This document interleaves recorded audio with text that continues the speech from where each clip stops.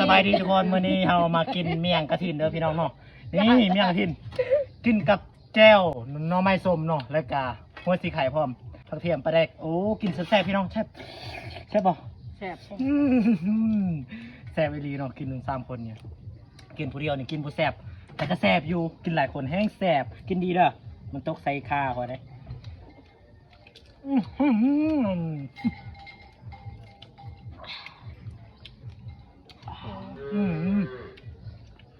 กินหลายแซ่บหลายพี่น้อง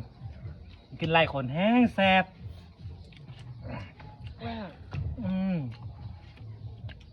นี่เนาะน้ำเย็นๆโอ้เขาคักเลยห้อนๆเย็นๆ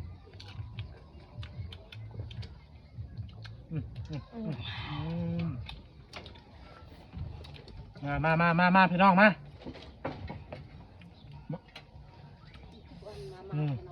มาเด้อเอาเบียร์จันเนาะ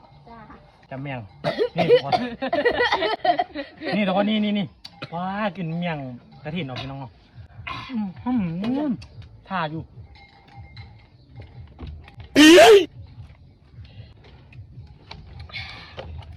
ทุกคน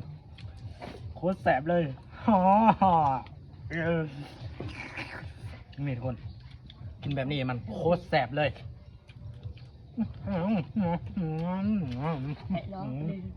ยำไปแล้วเดี๋ยวน้ำจุ๊บเอาดีได้ตกใส่แข้งคอยได้แข้งขาบ่ได้หรอ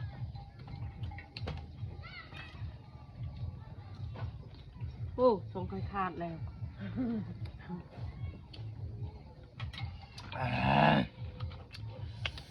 โอ้ยทุกคนอารมณ์ห้อนเลยอารมณ์ใจห้อนนะกินอย่างกับแสบกินอย่างกับแสบนี่ทุกคน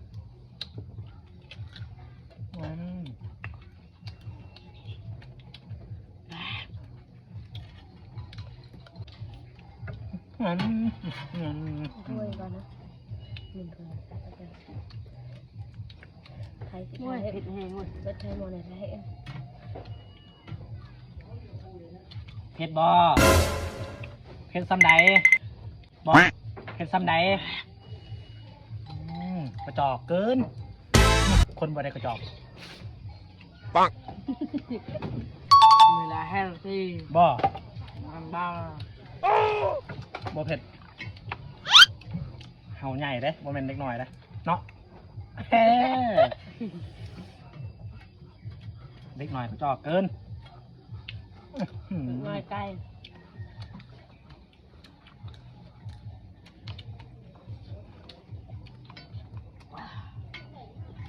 นี่ทุกคนกินผสมผสานแบบนี้มันจึงคักแก่ๆหน่อยนึงอ่อนๆหน่อยนึงกาไฮเนาะพี่น้องเนาะกาไฮกระจอกเกินนี่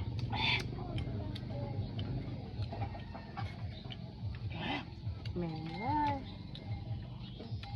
ตอนไอ้คนกูจะตายอะไรมีกองดี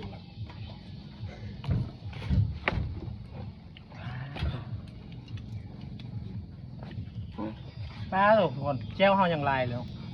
แต่ว่ากระทินมันสิเบิดก่อน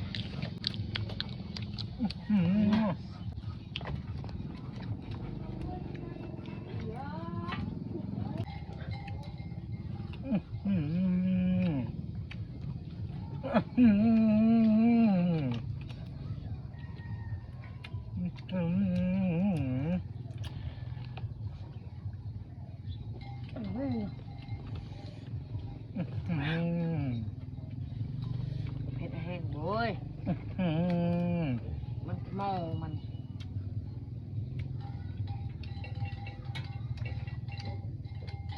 เพลงตัวของห้องจะ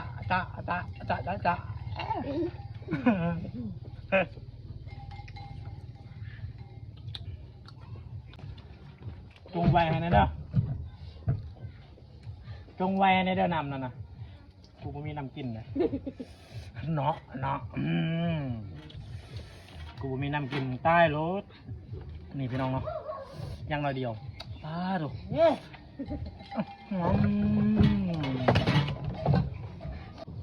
นี่ทุกคนสุดท้ายสบายดีเนาะและการคลิปของเฮาในการกินเมียงกระถินจบเพียงเท่านี้เด้อภาคให้อื้อหือ